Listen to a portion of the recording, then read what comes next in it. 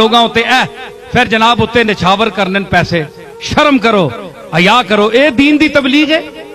देवबंदी जब एतराज करते हैं जनाब ये इन्होंने बरेलवियों ने क्या रचा रखा है तमाशा ढोंग, तो ये कहते हैं जनाब देवबंदी बकते हैं। देवबंदी ठीक कहते हैं,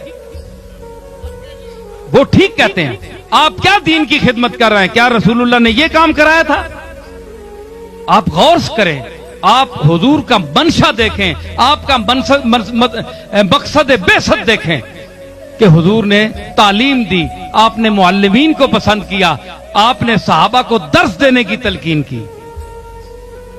अल्लाह का वास्ता है, ये अहले सुन्नत का तरीका नहीं। अहमद रजा साहब ने अपने जौक में कलाम कहा था, आपको उजरत पर पढ़ने के लिए कहा था।